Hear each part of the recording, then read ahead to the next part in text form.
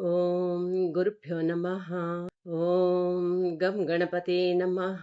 ఓం శ్రీమాత్రే నమః. శుక్లాంబరధరం విష్ణుం శశివర్ణం చతుర్భుజం ప్రసన్నవదనం ధ్యాయేత్ సర్వ విఘ్నోపశాంతయే. ఈరోజు తొలి ఏకాదశి గురించి తెలుసుకుందామండి. ఆషాఢ శుద్ధ ఏకాదశి అంటే ఆషాఢ మాసంలో శుక్లపక్షం నందు వచ్చే అంటే 11వ రోజున వచ్చేది ఏకాదశి తిథి. ఏడాది పొడుగునా మనకు 24 ఏకాదశులు వస్తాయి. 24 ఎలా వస్తాయి అంటే నెలలో శుక్లపక్షంలో ఒక ఏకాదశి, కృష్ణపక్షంలో ఒక ఏకాదశి, అంటే నెలకు 2 ఏకాదశులు. 12 నెలలకు నెలకు 2 చొప్పున 24 ఏకాదశులు మనకు వస్తాయి. అయితే ఏకాదశి అంటే 11 కదా. అవి 5 జ్ఞానేంద్రియాలు, 5 కర్మేంద్రియాలు, మనస్సు కలిపి మొత్తం 11. వీటిని మనిషి తన అధీనంలోకి తీసుకువచ్చి వాటినన్నింటినీ కూడా ఒక్కటిగా చేసి అప్పుడు దేవునికి నివేదన చెయ్యాలి. దీని వలన మనిషికి సహజంగా అలవడే బద్ధకం దూరం అవుతుందని, రోగాలు దరిచేరకుండా ఉంటాయని, ఇంద్రియ నిగ్రహం పెరుగుతుందని ఒక నమ్మకం. పూర్వకాలంలో ఈ ఏకాదశి రోజుని సంవత్సరం ఆరంభంగా పరిగణించేవారట. వర్షాలు మొదలైతే అనారోగ్యాలు తలెత్తడం అనేది సహజం కదా. శరదృతువు యముడి కోర. ఉత్తరాయణం కన్నా దక్షిణాయనంలో పండుగలు ఎక్కువగా వస్తాయి. లంకణం పరమ ఔషధం అనే ఉపవాస దీక్షకు పునాది ఈ తొలి ఏకాదశి.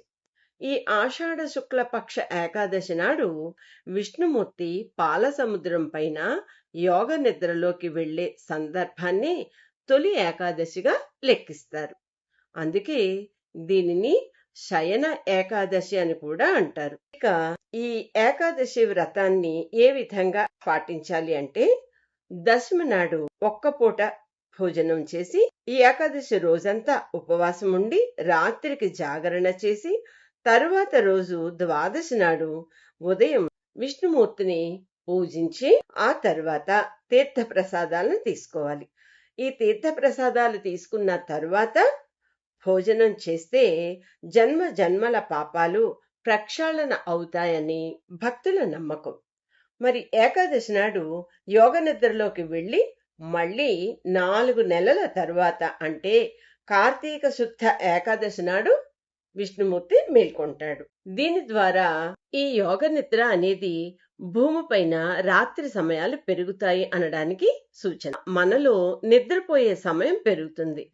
భవిష్యోత్తర పురాణంలో శ్రీకృష్ణుడు ధర్మరాజుకు ఈ ఏకాదశి మహాత్యం వివరించాడట. దీనిని ఉత్థాన ఏకాదశి అంటారు. ఆ తర్వాతి రోజు వచ్చే ద్వాదశిని క్షీరాబ్ది ద్వాదశి అంటారు. ఈ 4 నెలల కాలాన్ని పవిత్రంగా పరిగణించి అందరూ చాతుర్మాస్య దీక్ష చేసేవారట. ఏకాదశి అనే పేరు ఎలా వచ్చింది అంటే, తాళజంఘుడు అనే రాక్షసుని కుమారుడు బ్రహ్మ వరబలము గల మురాసురునితో యుద్ధములో అలసిపోయిన విష్ణువు తన శరీరం నుండి జనింపచేసిన కన్యకనే ఏకాదశి అంటారు. ఏకాదశి వ్రతాన్ని ఆచరించే రుక్మాంగదుడు మోహిని ఏకాదశి పూట పొందుకోరిన రంభను తిరస్కరించాడట.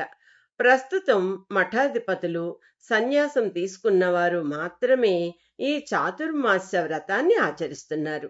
ఈ వ్రతం చేపట్టిన వారు 4 నెలల పాటు ప్రయాణాలు చేయరు. కామ క్రోధాదులను విసర్జిస్తారు. ఈ ఏకాదశి వ్రతం గురించి ఒక పురాణ కథనం ఉందండి. అదేమిటంటే, సూర్యవంశంలో ప్రఖ్యాత రాజు మాంధాత. ఇతడు ధర్మము తప్పడు, సత్యసంధుడు. ఇతని రాజ్యంలో ఒకసారి తీవ్రమైన కరువు వచ్చింది. దానితో ప్రజలు పడరాని పాట్లు పడుతుంటే అంగీరసుడు సూచన మేరకు ఈ శయనైక ఏకాదశి వ్రతాన్ని భక్తితో చేస్తాడు. దానితో వర్షం వచ్చి కరువు తీరి ప్రజలు సుఖంగా ఉన్నారని పురాణాలు చెబుతున్నాయి.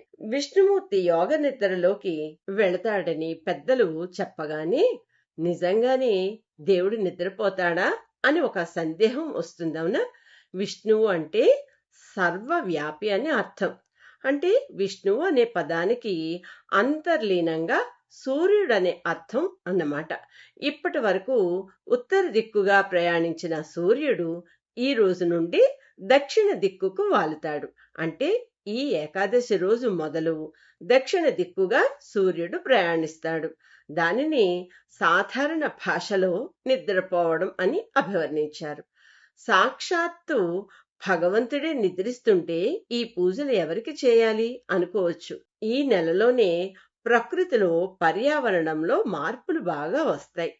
దీనితో మన శరీరానికి జడత్వం వచ్చి అనేక రోగాలు చుట్టుముడతాయి. ఇటువంటి విపరీతమైన పరిస్థితులను ఎదుర్కోవడం కోసం ఈ కఠినమైన ఉపవాసాలు, ఆచారాలు ఏర్పడ్డాయి. ఈ పండుగ రోజున భక్తులు ఉదయాన్న లేచి స్నానం చేసి ఓం నమో నారాయణాయ లేదా అంటే ఓం నమో భగవతే వాసుదేవాయ అనే మంత్రాలను జపిస్తూ శ్రీహరిని భక్తి శ్రద్ధలతో పూజిస్తారు. పగలంతా ఉపవాసం ఉండి విష్ణు సహస్రనామ పారాయణం చేయడం వల్ల అపారమైన పుణ్యం వస్తుందని పండితుల ఉవాచ. మరి ఈ ఏకాదశి నాడు కఠినమైన ఉపవాసాలు, ఆచారాలు చేస్తున్నాం కదా, దీని వలన కామ క్రోధాదులను విసర్జించగలుగుతాం. ఆహారం విషయంలో కొన్ని నిషేధాలు పాటించాలి. అవి ఏమిటి అంటే, పేలపిండిని తినే ఆచారం ఉంది. పేలాలలో బెల్లాన్ని, యాలకులను చేర్చి దంచి ఈ పిండిని తయారు చేస్తారు. ఈ రోజు ప్రతి దేవాలయంలోనూ పేలాల పిండిని ప్రసాదంగా కూడా ఇస్తారు.